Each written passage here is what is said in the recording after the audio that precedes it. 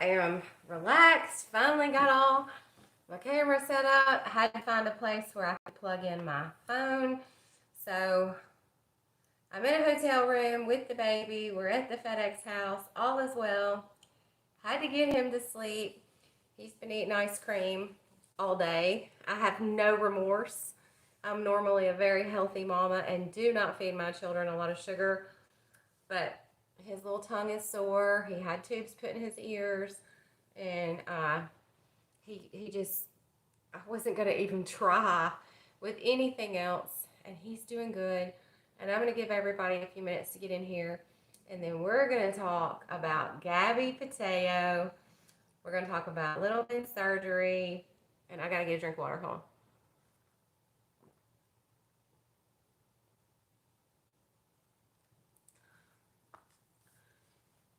And if you'll give me just a second, I want to turn this air conditioner down.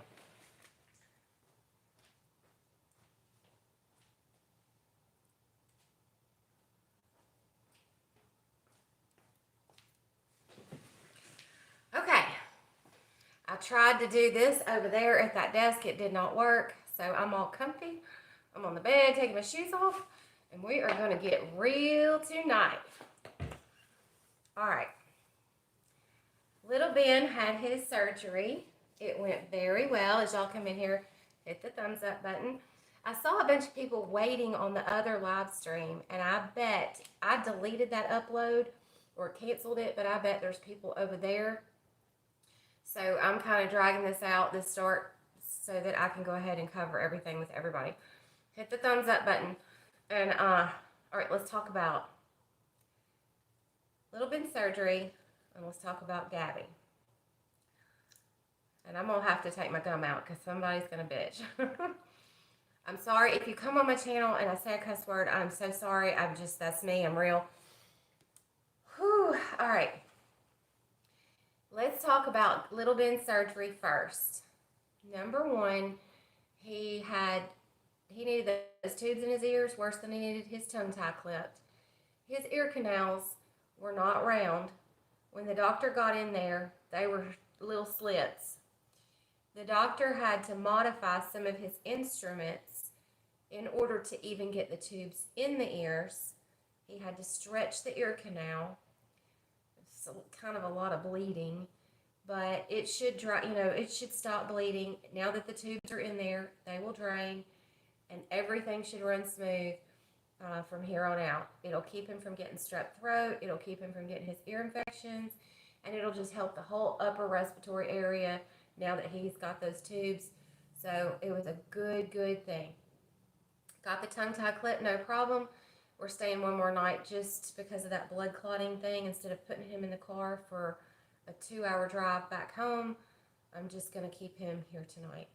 And we'll head back tomorrow. He's been eating ice cream. And y'all, if you do not give to a charity, I don't care. I mean, if you even tithe at church, I don't. Me and church are a whole nother deal right now, but let's wrap this up. Give to St. Jude and Le Bonheur. They put the parents up for free. Hey, Miranda. Yeah, thank you. They put the parents up for free. Le Bonheur does FedEx House. St. Jude does Ronald McDonald House. You see where the money's going. And if the insurance will not cover the bill, they either work with you or they cover the full bill. It's a godsend, especially if you have a child with special needs or a child that has gotten into a situation where they have cancer or hurt in a car wreck. These are the two best hospitals in the nation right here in Memphis, Tennessee, in my opinion, and all the money goes to them. So if you get asked to donate to St. Jude or Le Bonheur, please do so. I can firsthand tell you that they have been a lifesaver and a true godsend, a real blessing to me and my child. Now, moving on. Let's get on the Gabby issue. All right. I can't go into too much detail. I donate to St. Jude every month. That is so sweet. Those kids and those parents, that is their lifeline. I remember last time we were here for a little Ben's when he was born, and we had a GoFundMe page, and we used every single bit of that money trying to just eat, survive, get around. I had to go back to the hospital twice because my stitches busted open. Gas, just buying clothes. We got up here, we didn't, the baby, just food, everything. So I can tell you right now, had we known about this FedEx house, we found out like 2 nights before he was released from the hospital. Had we known, that would have been it was something we wouldn't have even had to do, because once your stay is covered, that's pretty much the majority of it. All right, let's get on to Gabby. All right, so when they came out with the fact that Gabby, and I hope I'm saying her name right, Petito is missing, and they released that first video, and I think it was Lee Inskeep. There's a couple of you that said I wanted to make this video. I think it was Blessed by Jesus. Forgive me if I forgot who it was, but there was a couple of you said you wanted to be in here, and I'm going to give you my firsthand experience on how I knew that whole thing was bullshit from the word go. I called bullshit. It was totally...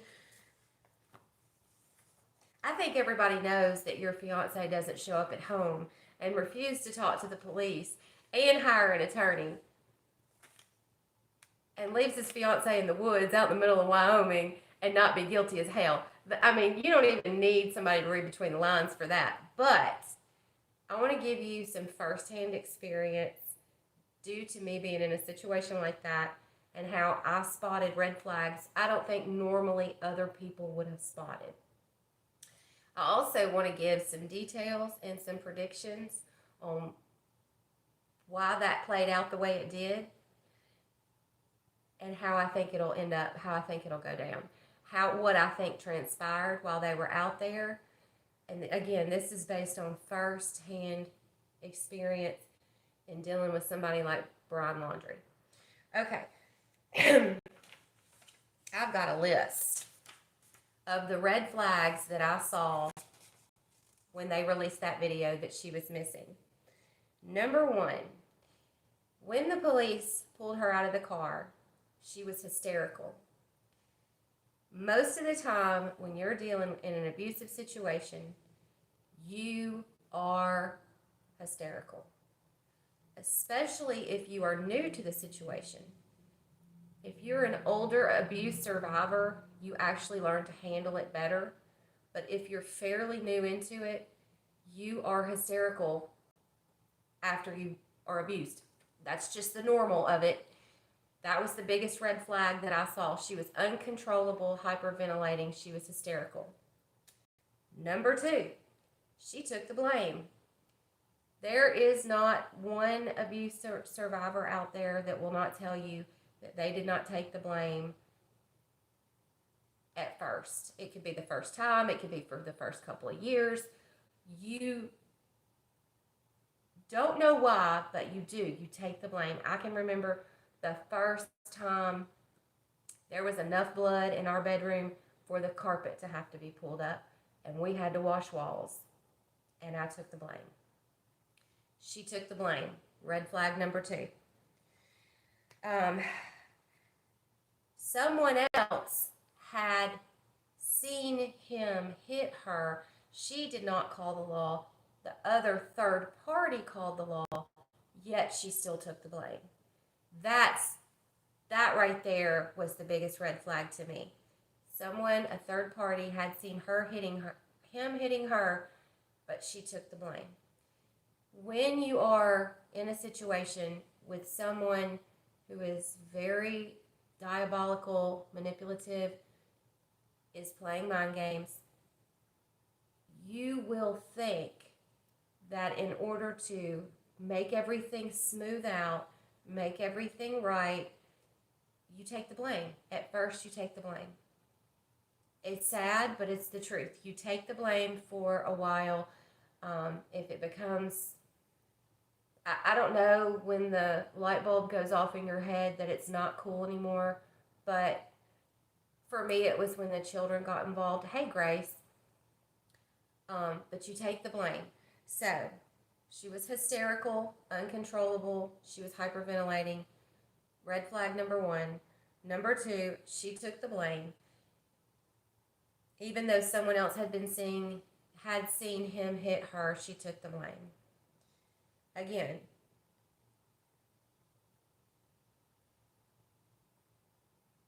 if you haven't, hey, Jesus loves you. All right, so see, y'all are already getting in here so late. Oh, oh my gosh, that's why I hate to get started, because I get started and then people come in late. All right, so we're going over the whole Gabby thing, and I'm going to give you line for line the red flags that stood out to me when they said she was missing, way before they found her body. When they said she was missing, and when they released the video of her traveling in the van with said fiance.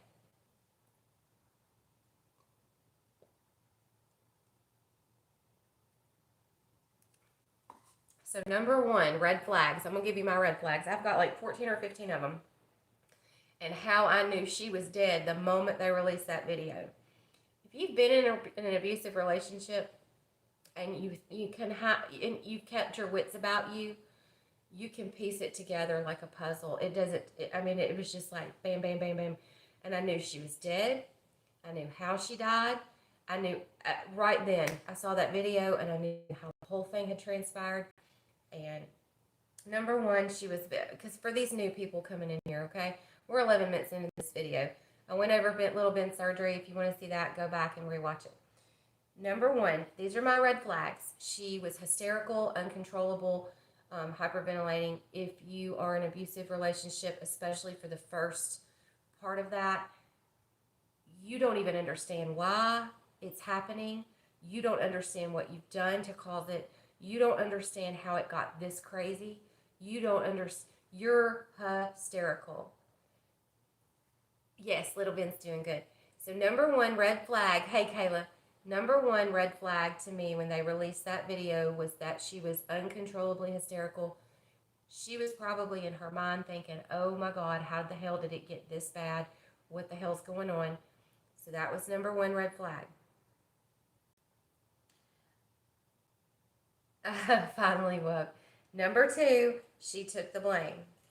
I said this earlier. I can remember the very first time that the abuse was bad and there was so much blood, the carpet had to be pulled up, burned, and the walls had to be washed. It looked like a murder scene. I still took the blame. I never should have, but I did. Should have walked away right then. That minute, should have realized that this is not going to get better, and I should have walked away. But the fact that she took the blame, no matter how light or how bad the abuse was, after someone else had seen her being hit, cops got involved, and they label it as a mental crisis.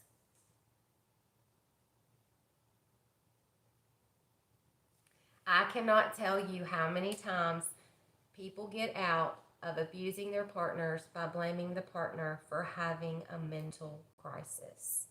That's kind of the theme.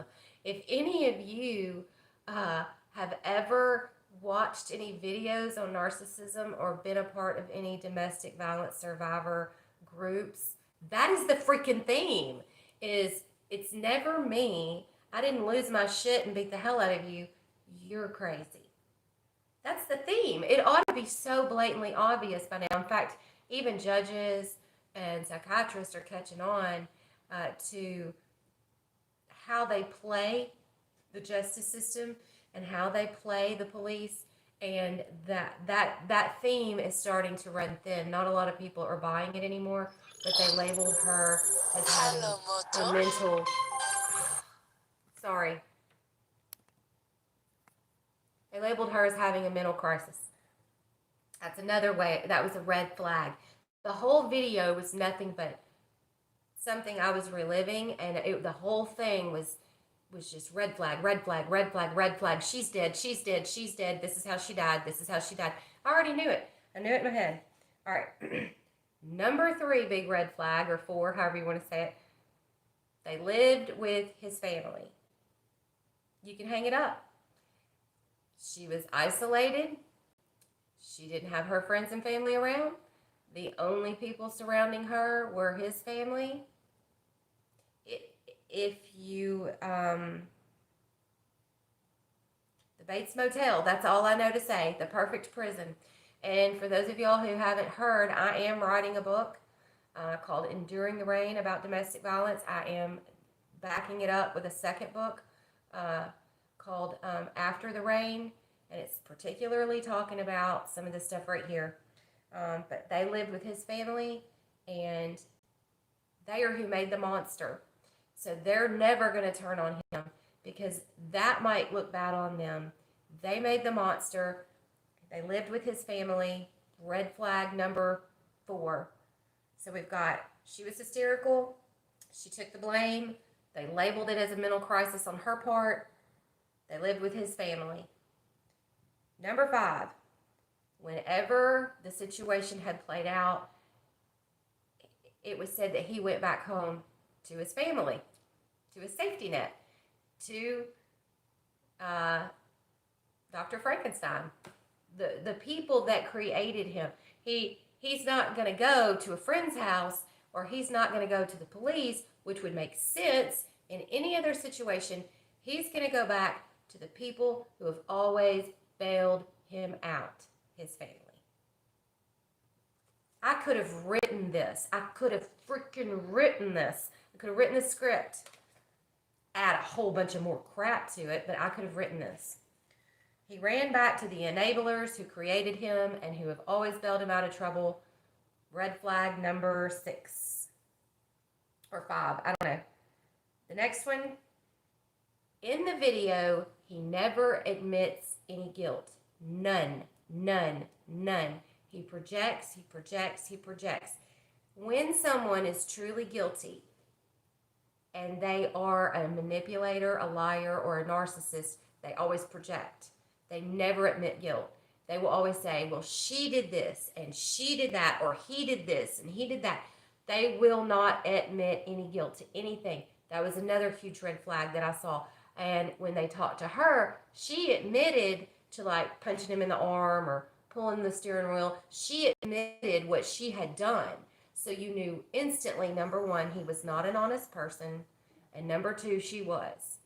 Someone who's been in an altercation will admit to whatever they have done in that altercation, right or wrong, if they are an honest person.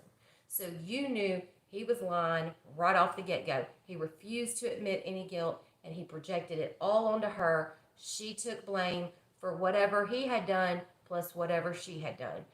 Huge red flags, people. Huge. All right. Okay, we already did. They made it all out to be about her mental health. Total bullshit, but she was hysterical. And whenever you're dealing with someone who is abusive and manipulative, you do get hysterical. Imagine having the shit beat out of you.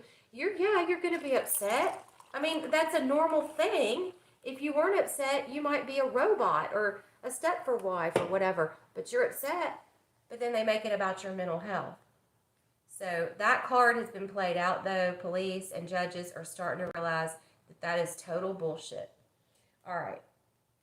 Number 7, as they talked to her to try to figure out what had happened, she admitted that they had a fight earlier and he locked her out of the van. So he administers punishments. Punishments based on her bad behavior. I'm going to leave this one alone because this one hits close to home. Not the fact that he locked her out of the van, but the fact that based on her behavior, she gets either rewarded or punished. That was a huge red flag. It was extremely controlling. They're in the middle of nowhere. How you going to lock somebody out of the van in the middle of nowhere unless you are trying to teach them a lesson? And a grown adult has no business punishing another grown adult, but it was very clear that he was administering punishments based on whatever she was doing he didn't like. Another red flag was that she said she was the cleaner and he was very messy. So she was the maid of the situation, and he more or less took advantage of that. He admitted that he was kind of messy. She was the cleaner. I can't tell you how many women get tired of picking up after their men and complain about it. That is not a new thing. That should not create an argument. That should not start a fight.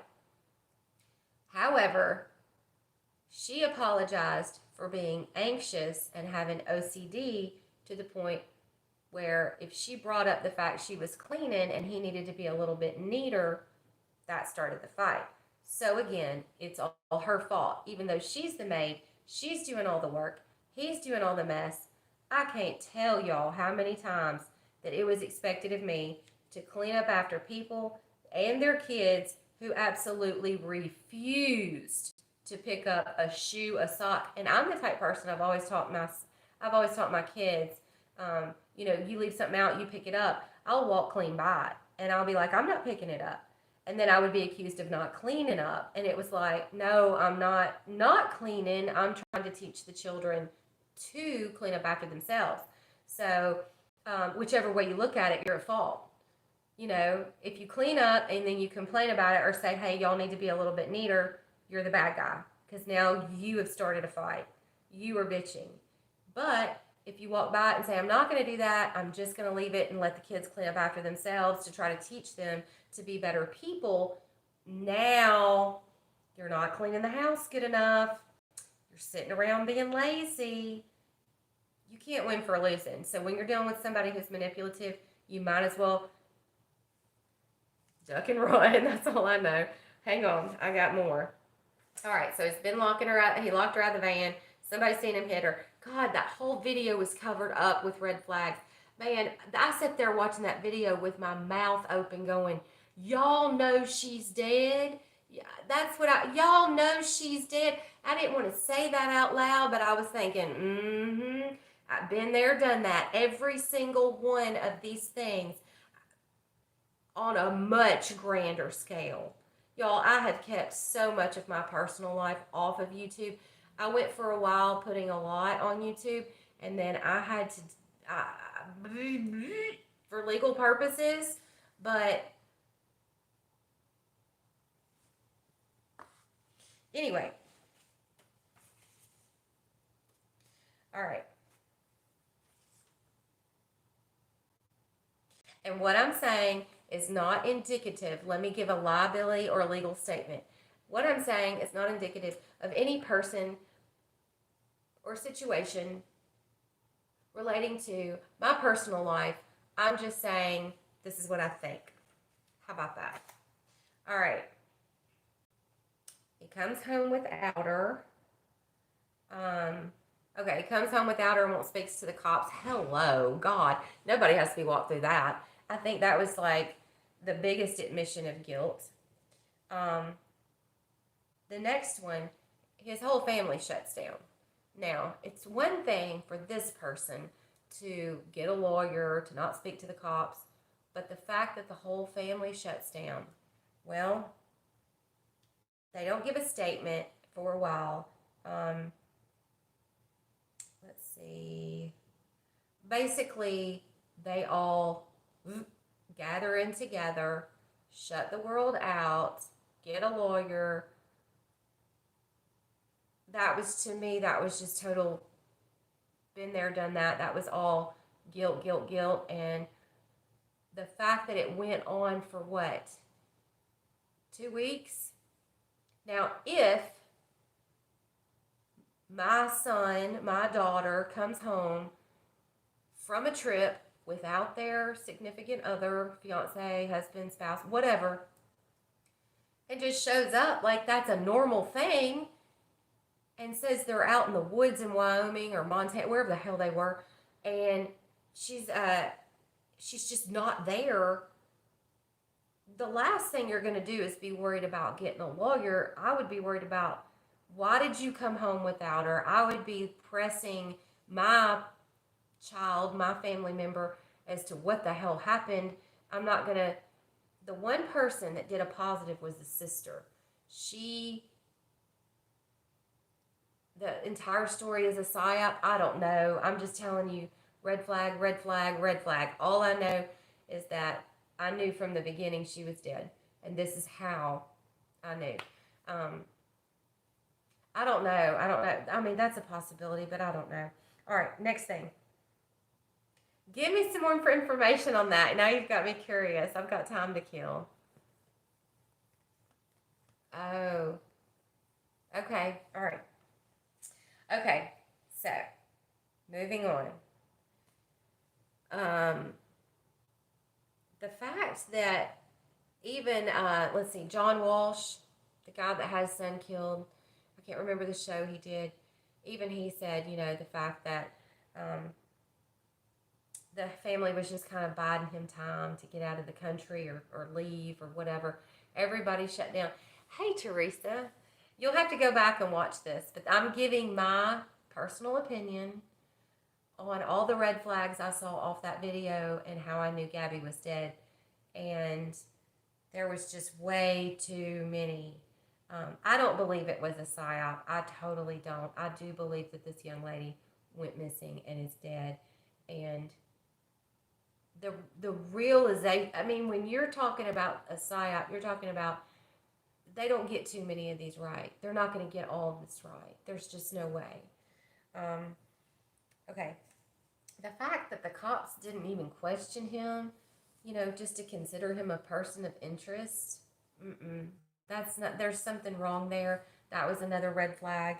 That doesn't mean that it was a psyop. What that could mean is that his friends, family, himself, someone was friends with the cops in that town. That's all that meant. Ask me how I know that. Anyway, no, that doesn't mean that that's a psyop. That just means that that definitely somebody was friends with the law enforcement, and that was how that got, pushed aside.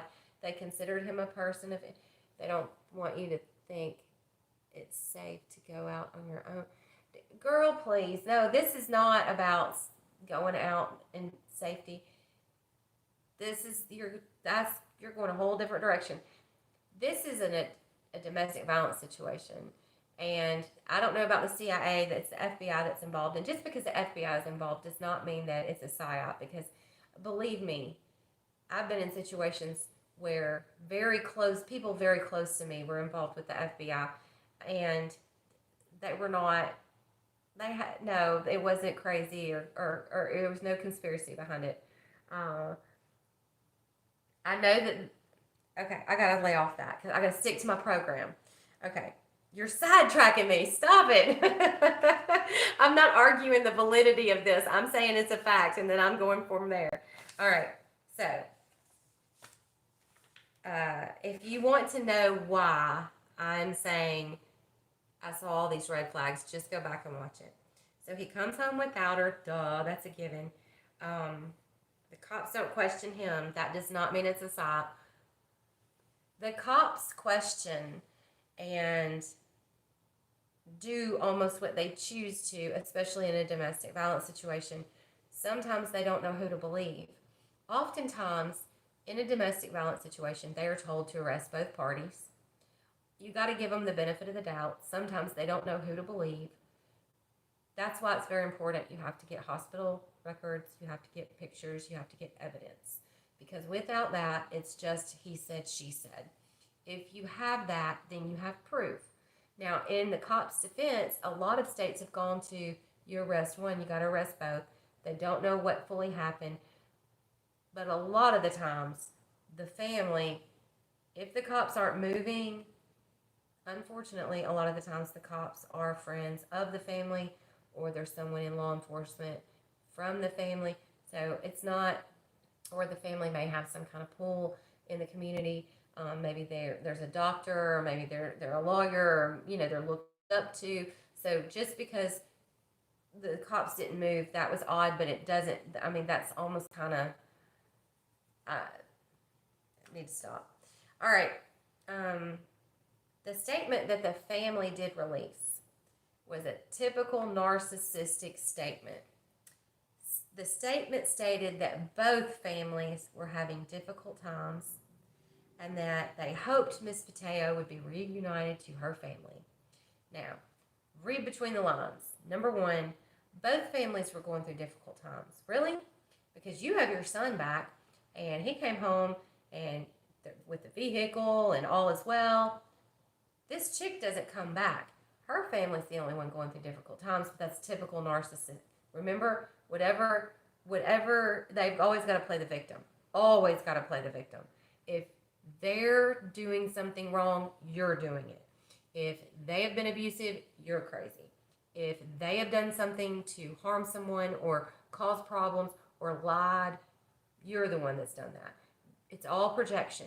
So, of course, the other family could not be in pain and suffering looking for their missing child alone. They also had to be a victim of the whole situation and make sure that they put that out there. Okay, quit with the psyop stuff. I'm not even on that. Please stop. Next. This part of the statement, that said Miss Petito, they hoped Miss Petito was reunited to her family. Number one, they removed her name, Gabby, which depersonalized her. Number two, they pointed out that she should be reunited to her family. That means they had totally rejected her as a person. They no longer saw her, even though she lived with them. She lived with them. So she was no longer a person to their family. They hoped that she was reunited to her family. So they depersonalized her, and they'd already cut her out of their family. You can tell that by the statement. If you've been around any of this kind of stuff, you can see through this shit. It's clear as day. Now, those are my red flags. I had what? She was hysterical. She took the fall, even though someone else had seen her be hit. Oh, why did she take the fall? Let's go back to that. This is the second one. Why did she take the fall? A lot of people don't understand. People in domestic violence situations take the fall because, one, she lived with his family. So she knew that the gang was going to throw her out on her ass. Number two, she also took the fall because if they didn't throw her out, they would try to destroy her if he ended up in jail. End of story. If he ever had to suffer consequences, which is going to bring us to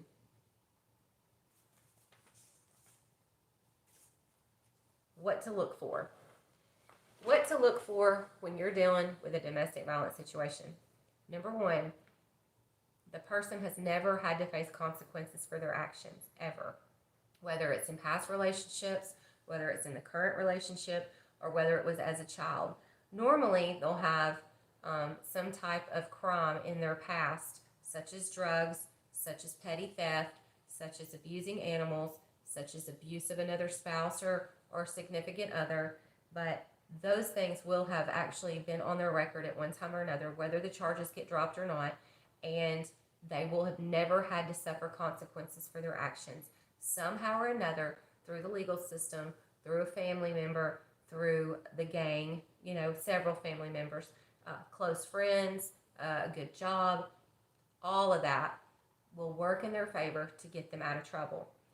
There is usually a particular, when you're dealing with a man who's guilty of domestic violence to the point that he would kill someone, like in the Gabby situation, there is usually a one enabler that works behind the scenes to allow him to continue the 2-year-old behavior. And although he may need mental help, this person would one, never admit it, and two, will continue to enable him and the rest of the family to be children, even in adult situations. That was a huge red flag to me. Everybody lived at the family home. Everybody. Gabby and the boyfriend, his sister, obviously his sister's husband. So the parents are supporting everyone. So the parents are enablers to probably all kinds of drama. But the parents are the ones that are enabling the bad behavior. And the parents are the ones that he ran to when he obviously knew that he killed her. And the parents are the ones that hired the attorney. The parents are the ones that always bail them out. However, there is one particular theme that I'm going to point out in men who are guilty of domestic violence who get to a fatal position. I don't want to release too much. I'm not saying anything about anybody in particular. And of course, I don't want this to come back on me. But I will tell you that I have been in a safe house And while I was there, I decided to take some classes on codependency, on how to figure all this stuff out, on how all of it worked, on what was going on in my mind, why I would be willing to accept blame. Um, uh, no, I didn't hear about the family going camping after he came home. Um, but you know, who knows what they really did. But the family, the fact that they all lived there, the fact that he went back there, the fact that she took the blame, all of those are red flags. She knew that they would be mad at her. That was where she lived. She knew that if anything happened to him as far as going to jail, it would be on her ass. Um, the fact that they all were living in the same place and that's where he went. You see what I'm going? You see where I'm going? They're supporting the problem. So, next, there is one enabler, and well, let me go back. Hold on. Some more signs to look for besides petty theft, besides crime, besides having a family structure that props people up. So you'll have a family, you'll have several people in the family, you'll have children, you'll have grandchildren, and the enablers will pay for, supply, everything: food and clothing, schooling, homes, cars, everything, legal aid when you get in trouble. But the kicker is that they get to control your life. And so they're very happy when you get in trouble. They're super happy when you're not able to provide for yourself. They thrive, the enablers thrive, actually thrive on you failing in life. They don't want you to be independent. They don't want you to do good. They will come across that way. But when you get in trouble with legal, when you get in trouble with the police, when you can't pay your bills, whatever it is, they thrive on it. That's why all the people in the whole home were dependent on the parents. So I've kind of been there, done that. And so you start to see a pattern of codependency. And so when I was at the safe house, that's one of the things that we learned. And I'd already heard the term codependency, but I started going through classes to try to better my mind. I started going through whether it was YouTube videos, from legal aid, safe house advocates, and teaching myself how to think. And if I could think clearly, then I could sort the pieces to the puzzle out that got me in the situation I was in. So what I did is once I started watching, and I'll be honest with y'all, I knew from the minute I saw that video, and I'm just giving you like 18 red flags that I saw. At one point in time, when I was at the safe house, we were made to watch a video on the lethality, and I'm not sure if I'm saying that right, the possibility of a domestic violence situation getting to the point of it being deadly. And if you answered, there were 20 questions, and there were 2 different questionnaires. But if you answered yes to say 8 or more, you were in a domestic violence situation. If you answered yes to like 12 or more, it was kind of risky. If you answered yes to 15 or more, blah, blah, blah. If you answered yes to, I think, 16 or more, there was like a 99% chance that you were in a very deadly situation. And I answered yes to 18 on both quizzes. 2 different quizzes by 2 different institutions. I can't say everything that's happened, but I can say that eventually you got to wake up. Eventually you have to realize that those red flags cannot be ignored. You cannot keep taking blame. You do have to start realizing where the root of the problem is. If you don't, then you're not only you're selling yourself short, you're putting yourself and your children in a position to constantly either be taken advantage of or be used or abused. But those are the red flags that I came up with.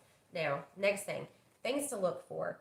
I don't know about that dude's past, Brian Laundrie. All I can say is that usually past experience, he would have had crimes in the past that he would have been bailed out of. Petty theft, burglary, could have been rape, but I doubt it. He wasn't very old, and typically I don't think that would probably apply to him just based on his lifestyle. Drugs, cruelty to animals.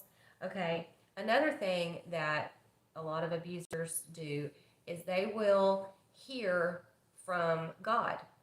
And I know this sounds a little bit, but they will. They will have a close relationship where they hear from God that you're a bad person and that you have done something to deserve a punishment. And they will, and he actually did, and I'll go over that in a minute. But one of her friends said that he would have problems sleeping at night. Sounds like he had a form of PTSD or he had some type of mental anxiety disorder and it was not being handled. And that's why he would rage when she would get upset. But oftentimes they hear from God, or there is a person in their ear, usually one of the enablers, because the enablers hold the purse strings, that will put the person on the outs. Either, how can I describe? I'm going to go over something about Shanann Watts, okay? And the best way I can describe this situation is Shanann Watts. Shanann Watts, before, and if any of y'all don't know who she was killed, 2 years ago in Colorado by her husband, Chris. He had been cheating on her, but there was a whole lot transpiring in their relationship other than that. And one of the huge things that came about was right before she died, she and her mother-in-law had kind of had toe-to-toe. The mother-in-law was an enabler to Chris. Once the mother-in-law overstepped her boundaries, and she was giving the kids things that, one, they didn't need, a bunch of ice cream and things like that. So Shanann stepped up and said, I don't want him to have that. Number two, one of the kids had a peanut allergy, and the person, the mother-in-law, decided, I don't really give a shit. I'm going to do what I want to do, and gave him, I think, ice creams with peanuts. And at that point, Shanann said, okay, I've had enough. When the person that is the enabler that holds the purse strings has had an issue with the victim, what happens is that person will go to the abuser and say, blah, blah, blah, blah, blah, blah.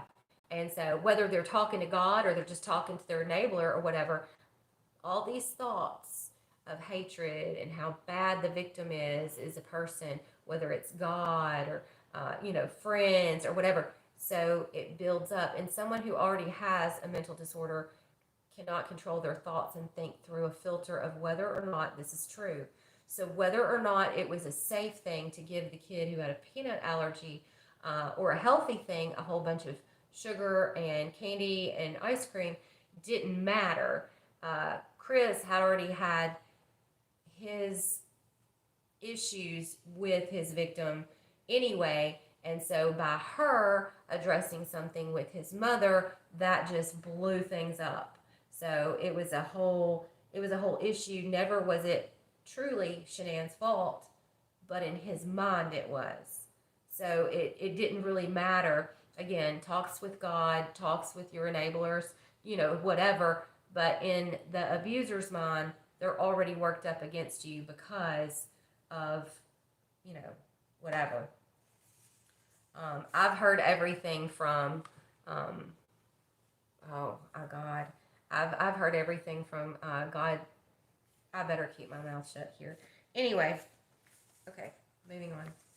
So that's another way that now, he had been hearing voices from God, apparently, based on the testimony or the statement given by her friend Rose. Rose lived in Florida and was her only friend there, and so she was the one who would allow her to come stay with her overnight. And we're talking about Gabby here, not the Watts. Rose would allow Gabby to come stay sometimes when her and her boyfriend would argue, and he would have those voices from God. All right. Usually there is a focus of jealousy by the enabler or the enablers towards the victim. Now remember, if the enablers hold the purse strings, if the enablers are always happy to bail this person out, they're not going to care what happens from the situation. if the victim is abused or not. All they want is, because especially if there's any jealousy that arises, like in the case of what I believe Gabby was a victim of jealousy by Brian's mother, and I believe that Shanann was a victim of jealousy by Chris's mother. There's a pattern. Parents as a whole together can work as enablers, but when you're dealing with an abusive man, it often, and I'm fixing to get into some examples here, often results in the enabler actually being the man's mother. And there's a huge attraction or need from the mother for the man to depend on her. And when there's a spouse or a significant other involved, especially if there's problems, she's going to be happy to bail him out of it anyway. So just go ahead and, whatever. So, okay, let me give you some examples of that. Ted Bundy. Ted Bundy and his mother, of course, he killed I don't know how many women, but when they did a psychological evaluation, it ended up that his mother was very much a part of what he did and very much had control of him.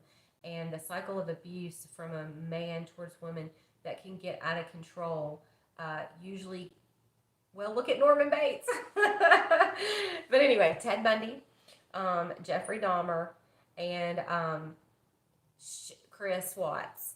Those are just a few. But if you go back down the rabbit trail of several of them, you're going to find out that they're enablers that held the purse strings, that it was a family member, usually, not always. Anyway, the one thing that I can say about his family was that the honesty that came out of his sister's mouth when they were still looking for Gabby. The sister said, both publicly, she said she made a public statement, and she also spoke to the family. No, I'm sorry, she spoke to the police. I had to get my thoughts together on that. She spoke to both the police and she spoke to the public. She was not afraid to use the word Gabby. She used her in first person, which means that she felt a relationship with her. She didn't call her Miss Petito like the family did. She referred to her as Gabby, as any normal person would who had a close and kind relationship with her. But Gabby's friend Rose, if you can look this up, Gabby's friend Rose reported the jealousy and the controlling issues, and she also did report that she wasn't allowed to have friends. So there's another big red flag. If you are living in a family home and you're not allowed to have friends and you're not allowed to do anything outside of the eyesight of the abuser, I mean, oh my God, everybody knows. You've got to know what is going on behind the scenes. But the part about hearing voices, sleep issues, depression, anxiety, episodes similar to a mental break, especially if she would want to go do something violent. It's basically having a 2-year-old temper tantrum. And that's kind of the next thing I wanted to move into. When you're dealing with somebody that is abusive or violent, it's a 2-year-old temper tantrum. You're dealing with somebody that's never had to face consequences for their action. You're dealing with someone who's always been bailed out of trouble. You're dealing with someone who has turned off the remorse switch. They don't have a conscience anymore. They don't care what they do to hurt you or others. So this guy is a 2-year-old walking. He's never had to suffer consequences. His mama, his daddy, somebody's always bailed him out of trouble. That's the place where he flew back to as soon as he knew he was in trouble and there was no Gabby around. The patterns of behavior are the same in every single situation I've seen. Some people do get mental help and change. Some. But it's so very unlikely. especially if the enablers are still in the picture. They're never going to change because the enablers know the cycle. The enablers are usually jealous of the person that they're with. The enablers need the abuser dependent on them. So that's why they want them to continue the cycle. Whether it could be an eating disorder, they could be abusing themselves. It doesn't matter. The enablers need that person dependent on them so they propagate whatever is going on. Basically, handlers, they're controllers, whether it's purse string controllers or whatever.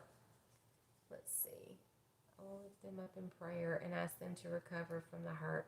Yeah, everybody should be praying for Gabby's family because it not only did they lose her, but now this asshole's off. He's probably out of the country by now. All right, which brings me to my next. When you're dealing with narcissists and you're dealing with abuse issues, and they've never had to suffer consequences, the fight or flight is really strong in these people. And so obviously he fought the first time, now he's flying. But it's a huge thing. And unless they get mental help, they're not going to change. Unless they're brought to a point where they have to suffer consequences, which usually is a mental break, usually is when they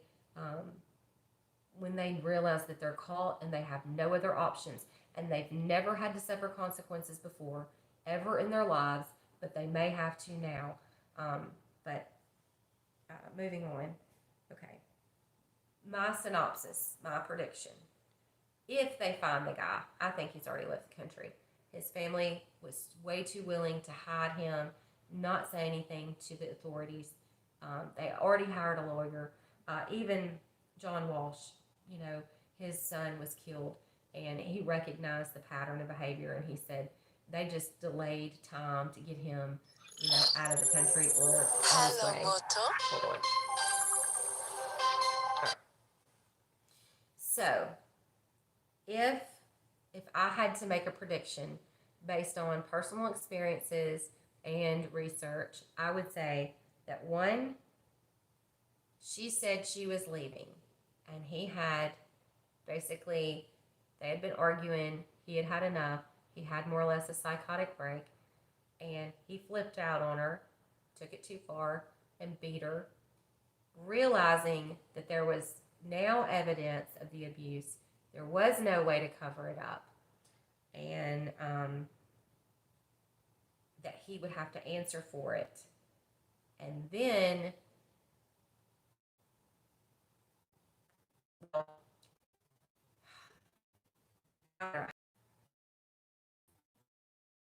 there's no going back. Okay. So, my predictions are, one, they won't find him. He's done left the country. And I don't think the murder of someone over here is worth extradition. I don't see it. I think that his family had some pull, was able to delay through the police, had some pull, a lawyer. I think they'd already they had their time, they mapped it out, and I really honestly don't believe he's going to be found. That's number one. When you have a group or a gang like that work together as a team to get someone out of trouble, I've just seen it firsthand. Sometimes they do have to suffer consequences, but the theme of their life obviously has been they have never had to suffer consequences like a normal person, and that's why they continue that behavior. Obviously, an adult should never put their hands on another adult, and so the fact that he even does that shows you that he has never had to suffer consequences.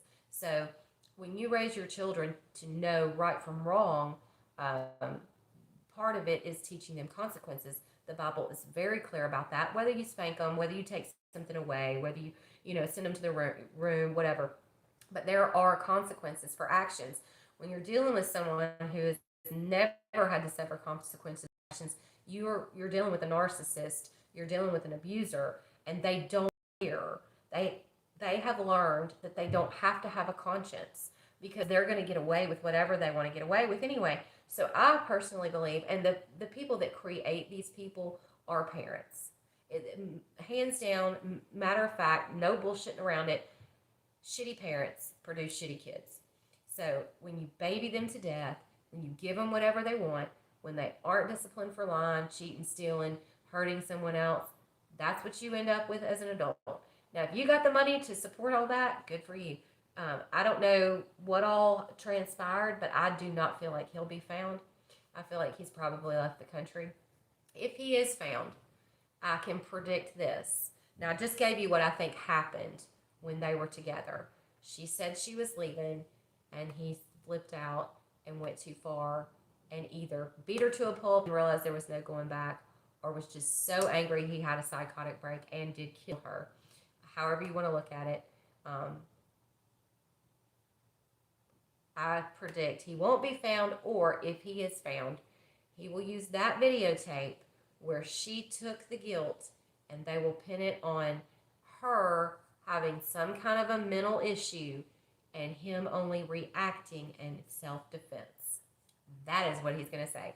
All narcissists, all of them, all abusers lie. All of them. They say you put your hands on them. They say you caused it. They say you did this, you did that. They cannot accept blame. Now remember, one of the things that gave me a red flag is to the fact, no, narcissists don't commit suicide. Narcissists do. They love themselves too much. They're never going to take that way out, ever. They're always going to blame someone else. They're always the victim. So, go back to the video. In that video, she took the blame, even though someone else had seen him hitting her, okay? She was hysterical, which is totally normal when you got the hell beat out of you, okay? So what's going to happen is they're going to use that video if he is caught, and they're going to say, she put her hands on him, and he only reacted in self-defense. That is the typical narcissist reaction. Even if that person never touched him, never. That's the only way they can get out of it. And now remember, go back to when I told you the police don't know how to make heads or tails of a situation. So most of the time, they take both people to jail because it's a he said, she said thing. It's not until your day in court that you can actually prove one thing happened or another. But that's why it's so important to never put your hands on someone regardless, even in self-defense nowadays, because you can be seen as an aggressor. So it's, that's right, Prairie Knit Girls. What did she say? I hope you know that your video will help so many people. You have helped me already. Oh, that's cool. I'm writing a book, and I so wish that I could share with y'all. If I could share with y'all some of the things that I've been through, you would be like, what the hell? But I'm at a place now where I'm much better mentally. I wasn't capable of thinking through things in a healthy way before, but I am now. And I do want to write a book, and I do want to share some things that may possibly help other people. Why God puts me in the situations I'm in, I don't know. I end up in some crazy situations. But I can say this. When you're dealing with a narcissist, they're never going to accept fault. They're never going to accept blame. Ever, ever. There are a few exceptions to the rule. When someone realizes that they have, if someone wakes up and realizes that they have a handler, a controller that's keeping their life weighed down, if someone wakes up and realizes that they have abusive tendencies and that it is a mental issue and it's not always the other person's fault, when they wake up and realize that, and they can start to admit and accept some responsibility to whatever situation is going on, then they can seek help. That's how I know that Brian guy, Brian Laundrie, will not confess, accept any blame, because he wasn't even willing to accept what he did on the video. The guy that called the cops said he saw him slapping her around. No matter how small or how big, she took blame for what she did, but he never took any blame. And that just shows you one person was being honest with themselves, with law enforcement, one person was not. So you, in the end, you already know how that's going to play out because she was having kind of a mental thing. They're going to blame her, and he's going to say it was a self-defense thing. That's a no. That ought to be a no-brainer. Narcissist 101. It ain't my fault. Do you know how many times I've heard that? Oh my gosh. But a narcissist does not believe that they do anything wrong. It doesn't matter. If you saw how the family shut out the entire world, and if you saw that the family never called her by her first name, if you saw the only person that did was the sister, that is a typical narcissist cluster, and they are used to use, abuse, and destroy or cast off. That's how they operate, the whole group of them. And they've learned, because obviously this is, or something similar to this has happened before. So this is a routine. This is just part two. This is a scene two. This is they already know how to play the game. It was way too damn smooth. So let's see, buffering again. But when that comes out, if they find him, which I don't think they will, if they find him, that's how to be played. She had mental issues. She was crazy. It was self-defense. That's how narcissists roll. They'll never change. They'll never have a relationship. They'll never keep someone around. That's male, female, whatever. They've got to have their handlers controlling the purse strings. They can't. I want y'all to look up, seriously, look up Ted Bundy and the women he killed and the manipulative mother that he had. And he was basically reliving the hate that he had for his mother, but yet he needed her in his life. He was taking it out on those women. And he was married or had a living girlfriend the whole time. Ted Bundy, Jeffrey Dahmer. Go back. I've actually done this. Go back and watch Jeffrey Dahmer's mother when he is put to death or when he was killed. No, it was Ted Bundy. Go back and watch the video of Ted Bundy's mother and how she reacted. These enablers, and it could be a mother, a father, whatever, they create these overgrown children that are abusive, that have never been made to suffer consequences. They always bail them out, but they don't realize not only are they creating a mental problem for that person and a living hell for that person, but they are hurting other people in society.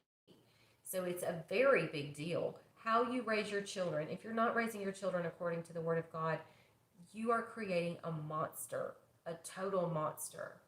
And I truly do believe that if you go back and you watch people that, like Ted Bundy's mother, we love him so much. They don't admit any fault, any guilt. The sociopath tendencies that cycle through that family, and what I believe in Brian Laundrie's family, the sociopathic tendencies, except for the sister, Cassie Laundrie, she seemed to have the only spirit of empathy and compassion. Like, oh my gosh, I cannot believe this happened. I am so sorry.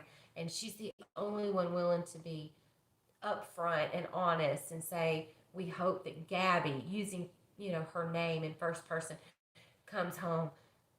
Everybody else has already been through this cycle. They've got their whole routine down. So when something happens, the family goes on lockdown, they get the lawyer, they know exactly how to play the game. That's all a narcissistic family. But what's going to happen is the children and the grandchildren will never have a mate. They will never be able to hold on to true love. They will never be able to be honest. They will never be able to grow as people because they always have to just shield themselves from any blame. They have to make sure that everyone thinks they're perfect.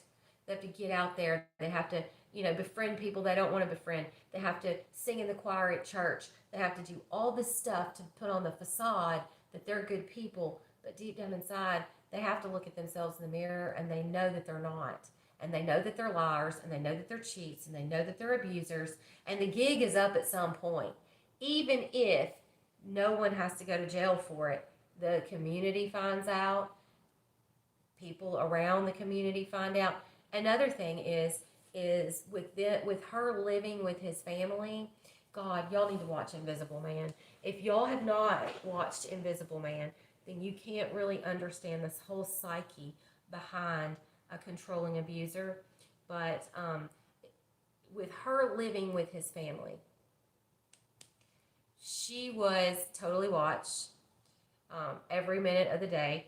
Either he or someone in his family knew where she was, what she was doing, which is fine. I mean, really and truly, if you're not doing anything wrong, who cares? But it gave them access to her. And it's, I want to say, almost like a space, kind of invasion of space, kind of invasion of like, I don't know, just a little bit over encroaching, almost like a plantation. Okay. So by her living in their home, and the whole family's living, because the enablers have control of everybody, the sister, her, the boyfriend, everything. By her, oh my God, I swear this is like Melissa's Life Part 2. If she's living in the home, he has total control. She's living under the family's wing. One of the enablers or both of the enablers have an issue with her. He's having problems with her. She had to go. She had to go by any means necessary. And so I don't know. I don't know. I need to stop talking. I start going through things in my mind. But what's the sad part is that the people under the enablers are never going to grow as people. They're never going to have relationships. They're never going to be able to hold on to a spouse or a mate, because especially if the enablers don't like them. If the enablers who are paying the bills, holding the purse strings, bailing you out of trouble, if they don't like them, they got to go. So it's a sad life. It's a totally sad life. It's a controlled life. The abusers, I believe, one of the reasons why they abuse is because they are controlled. They don't want to be controlled. They want to think they're free, but in the end, they're not free, and they can't break out of that shell. They have built up anxiety. They have things that are bothering them. This guy, Brian Laundrie, heard from God. He actually told Rose, her friend, that he would hear voices from God. And let me tell you, when your spouse or your fiance or your mate is hearing voices from God, and I'm speaking from personal experience here, it gets really bad really fast. Really bad really fast. I'm going to say that again. When someone is hearing from God, it gets really bad really fast. And oftentimes they're not really hearing from God, they're hearing from their enablers. And their enablers with the control are that person is basically having a psychotic break. Whether it's a large one and they do something scary like kill someone, or it's not so bad and it's just abuse or violent actions of breaking property or whatever. But oftentimes when they're hearing from God, they're hearing all the things that they cannot control. And the enablers are one thing. Voices of hatred towards the victim is another thing. It's a whole totally whacked out narcissistic cycle, but it's a family propagated cycle. And that's why these guys are killing these women. And that's why it is so dangerous for these mamas to baby these guys all the way through life. I'm sorry. My son Jacob, he's with his dad right now. He's doing his own thing. But I mean, I had plans at 18 years old. Bye, Felicia. No, and no. But the women especially are babying these guys into the 30s and 40s, and they feel it. And one of the ways that it comes out is aggression. One of the ways it comes out is abuse. One of the ways it comes out is violence. But that is a thing. This is a serious thing.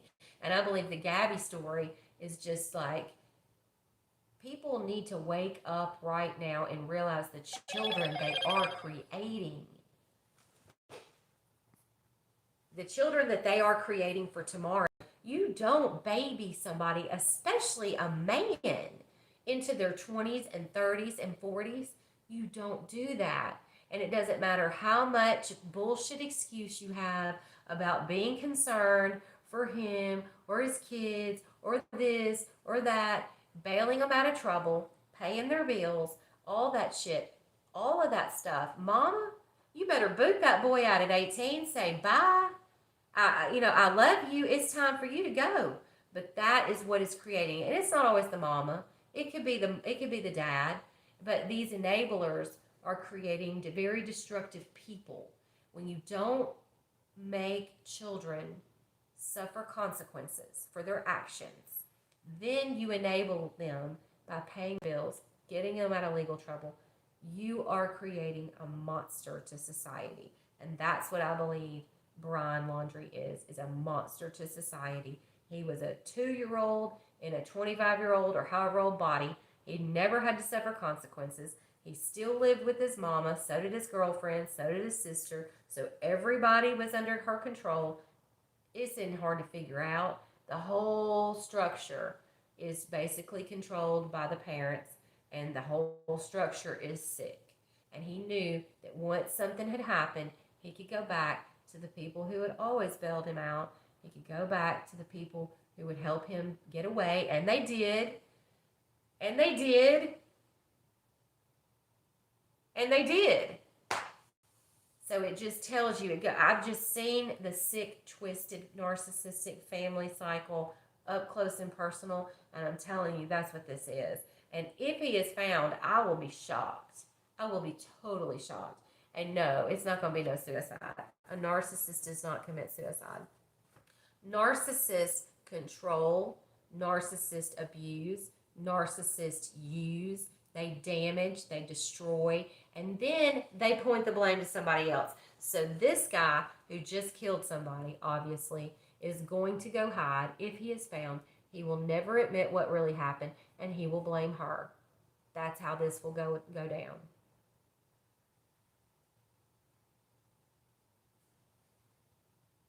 You're welcome, Miranda. I'm glad you're watching. Thank you for nursing. It's a hard time now. Oh, Miranda, thank you for nursing. I see that that's your job. I cannot imagine. I bet it is hard right now. I heard on the news this morning that nurses are quitting in droves and teachers are quitting in droves. And I thought to myself, I said, well, me personally, I know a lot of nurses and teachers who don't want to take the vaccine.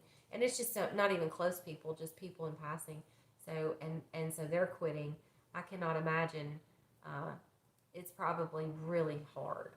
My mom's a nurse, by the way.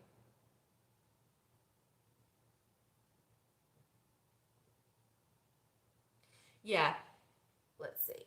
Well, the Bible makes it real clear. If you raise, it's not a freaking hard thing. I mean, it ought to be easy.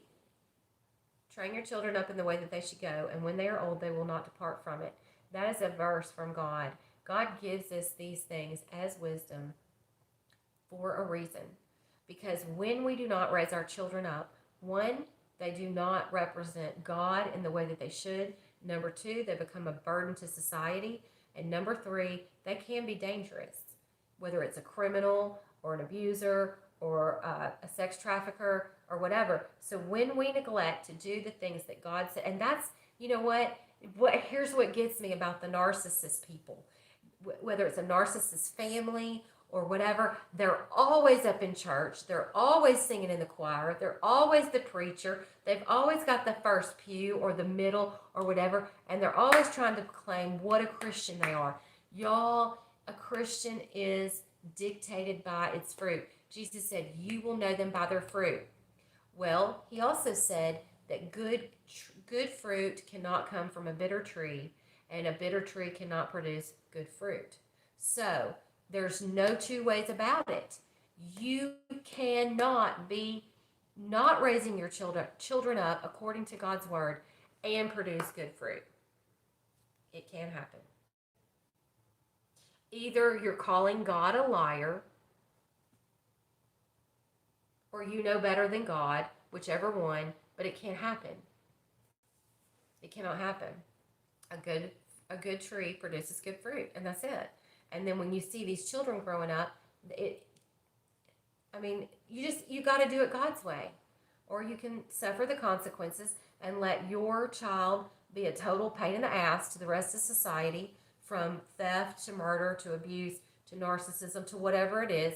But if you're not raising your kids up in the way that they should go according to the Bible, and yes, that does mean sometimes spanking them. And yes, sometimes that does mean something else, taking something away. Or it might mean no sugar. Or it might mean don't tell a lie. Or it might mean you have to pick up your clothes. Or it might mean you have to do some dishes. That's how God said do it. And when we don't do it, we are creating burdens on society. And I do believe that Brian Laundrie is a narcissistic abuser who's never had to suffer consequences, which was totally dictated by his actions. After he killed that girl, he fled back to his mama so he could get his one-way ticket to Argentina or wherever the hell he is right now, because he's never had to suffer consequences. And he's like, oh, this ain't no thing. I'm going to go back to wherever it is that I've always been able to get out of trouble, and my mama's going to wipe my ass, and I'll get out of this. I hope they find that SOB. I hope they do. I hope they do. And I hope the rest of the damn country stands up for Gabby and says, nope, hang that damn man in the middle of town square. That's what needs to happen. See, when people have to suffer consequences, they don't act like that. And then you don't have 2-year-olds in grown men's bodies. Just my piece for tonight. Sorry. Oh my God. Just the truth. Just talk about it, hearing about the kind it gives people who have been through. Oh my God. You know what? PTSD is a whole nother thing. I'm on several groups on Facebook. I'm on Children with Down Syndrome. I'm on abuse survivors, domestic violence. I'm on PTSD. I'm on several things on Facebook. And PTSD is something that is a real thing. But I see a lot of people with PTSD who are just narcissist assholes using the PTSD as an excuse. And the longer that I've been on these groups, I've been on them for like the last 2 years. The longer I've been on these groups, the more I see the spouses of the PTSD people going, you know what? I'm done with this bullshit. I'm not doing it anymore. It's not necessarily PTSD as much as it is asshole syndrome. And excuse my French, I'm sorry, but there is a thin line between that. Okay, let's take that. Let's go with that. Okay. PTSD is a real thing, but a lot of people with PTSD who encounter the narcissistic family add that together, and you've got a freaking bomb ready to go off in a person. Because what happens is they've already got true mental disorders. Then they've got their enablers controlling their life, paying their bills, bailing them out of trouble. Then they've got issues in real life with kids and with spouses and whatever. And you have got a ready-made person who at any time is about to have a psychotic break. The PTSD people truly don't always become abusive. A lot of the times they do, but what happens is if they are truly sincere about it being PTSD and wanting help, they will get mental help. They will. I've seen a lot of people, I've heard testimonies from a lot of spouses, men and women who have had spouses with PTSD they realized they were going too far and they needed help, and they sought the mental help and they stuck with it. If they don't do it, they're living a lie, and it's just a bomb waiting to go off. And a lot of the PTSD people are narcissists using that as an excuse. I'm sorry. I'm not a professional by any means, but I do tend to pay attention to what the hell's going on around me, and I do tend to pay attention to what's happened to me in my life and see the patterns that are being played out, whether it's this Gabby incident or whether it's people that I've talked to through social media. There's all kinds of things going on in these people's lives, and if they were truly remorseful, which is the sign of a narcissist and a narcissistic family structure. The difference in PTSD and narcissism is, or psychosis of some sort. The psychosis, which is, or a sociopath, let's say it that way, a sociopath or a narcissist doesn't have empathy. They don't have the ability to feel. They do not have the ability to love other people for the fact that they are people. They only love them for the fact that they can do something for them, get them somewhere, and then they can throw them away. And the whole family lives that way. So when I brought up one of the red flags that Gabby took the guilt, I also brought up the fact that the gang she was living with, the family, if she did not take the guilt, she would be thrown out. She would be tossed out on her butt. You no longer matter. You're no longer a part. So that's the difference in narcissism. She knew that that's where she was and that she better play along. That's why she took the guilt. If he gets in trouble and goes to jail, I'm going to be the one to pay for it. So do you see what I'm saying? Narcissists are like, you're going to play along with our structure or you're going to get the hell out. We don't care what kind of hell we put you through. We don't care what kind of abuse you've endured. We don't care if you've been put in the hospital. We don't care if you're out on your ass. Narcissists do not feel. PTSD, they can recognize when it's gone too far and they can seek mental help and they can stop it if they care.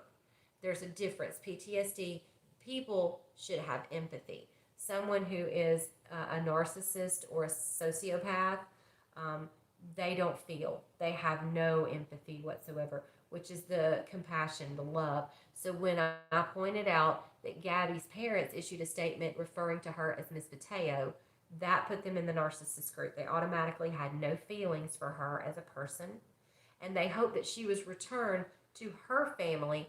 They had already put her out of their family. So they already either were angry with her for what they caused their son to go through, or just threw her out like a piece of trash anyway. So you've got the narcissistic family structure or the narcissist, and then you've got the PTSD people. And there's a ton of people out there with PTSD that do not become abusive, that do not become murderers or sociopaths. But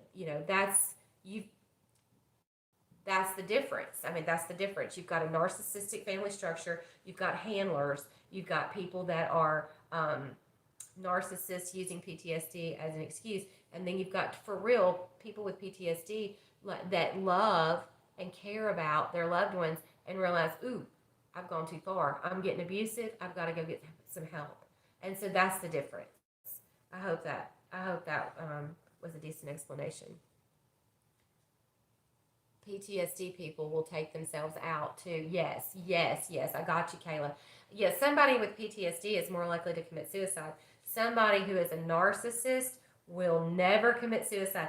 I actually had, I'm going to bring this person up. This is an old relationship, 20 years ago. And we had split up, and he had cheated, and he had lied, and he had done drugs and all this stuff. I had nothing to do with him anymore, ever. And I get this phone call that if I don't go back to him, he's going to commit suicide. And I laughed. I said, that is never going to commit suicide. That selfish son of a bitch. I said, I wish he would. And it was a joke. It was not really wishing any harm on him. But the point was that he was such an asshole to society, and he was such a pain in the butt to everyone he encountered, including his family. But guess who made him that way? His mama. His mama bailed him out. His mama, and this is a how old am I, 43? This is a 25-year-old relationship. This is when I was 18. 18 years old. This guy is a total pain in the ass to society. Didn't take care of his children that he had across the country. Lied, used drugs, cheated, and his mama was his handler. She was his enabler, and she paid his bills. She paid his way out of jail. She handled everything that he gotten in trouble for. And there you go. There's a narcissist, a mama and her baby who can never suffer the consequences for his actions, who can also never grow up.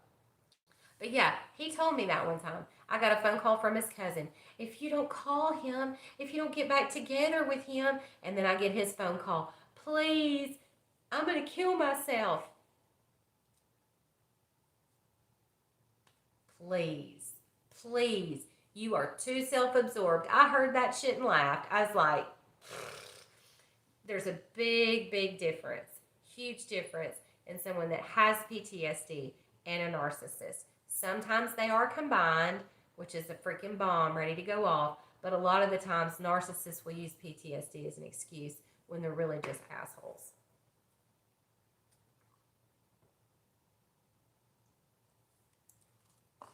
A narcissist will not kill themselves. He was looking for a willing victim. I don't know. Who are you talking about, Kayla? In order to get what they want, also manipulation. When you're, yeah. Well, I don't know if you're talking about the guy I was just talking about or not, but he was looking for somebody to feel sorry for him. They're always playing the victim. They can go out and shoot somebody in the head, and they're the victim. They can beat a child to death. They're the victim. They can commit molestation. They're the victim. They can abuse a woman and beat them to a bloody pulp. They're the victim. That there's a huge difference. PTSD is a real thing. People with PTSD don't have handlers. Some do. Some have enablers, parents, spouses, that kind of thing, that try to get them through life. But they're a positive, not a negative. Narcissists have usually they have handlers. They have a family structure that's very narcissistic. They have a way out of everything. They never have to suffer consequences. They're always the victim, no matter how much they've put you through, no matter what they've done to their own kids, whether it's ghost their kids. Oh my gosh, narcissists are so manipulative. They will either take a relationship, destroy the hell out of it, ghost the kids, meaning they'll have nothing to do with them whatsoever for forever, or they'll try to take possession of the children because it's all a tactic to stab you or to get you or to get back at you or to do something. There's no feeling there for the child. The child is not an entity to be loved regardless of the situation. The child is a pawn in a chess game.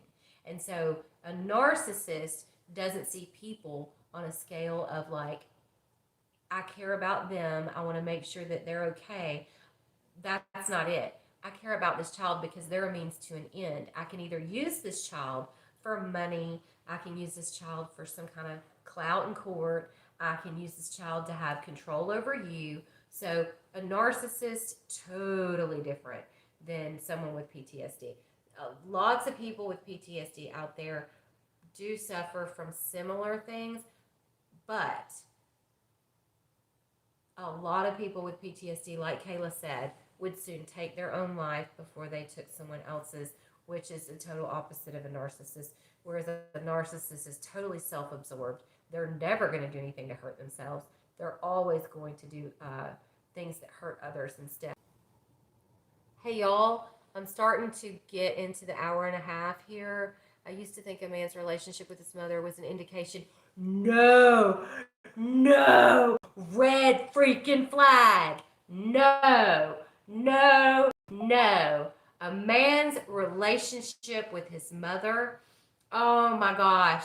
I'm not going there right now, but I'll just tell you, where did Brian Laundrie run to when he knew he was guilty of killing Gabby? That's all I'm going to say. You got a tight relationship like that, you better look out. You better look out. You better watch your back. That's all I'm saying. Look at Ted Bundy. Look at, let's see, who did I have? Chris Watts, Jeffrey Dahmer. Come on now. Look at these people and look who they had their closest relationship with. And look how freaking warped it ended up. Just saying. But it's not always the mother. Sometimes it's the father, or it's an aunt, or it's a grandma, or whatever, but there is a handler or an enabler somewhere along the lines who thrives on coming to their aid. Oh my gosh, you're in trouble again with the law. Let me rescue you. it's this big dramatic thing, and the person, sadly, who is involved in it, the abuser, the narcissist, the one that's they're never able to get out from up under the handler's control or hands. They think that they need them, and it's a real sick, twisted relationship. Thank you, Kayla, for watching. Thank you, everybody, for watching. I got to get off here. It's been an hour and a half, and my baby boy's waking up. All right. I love y'all.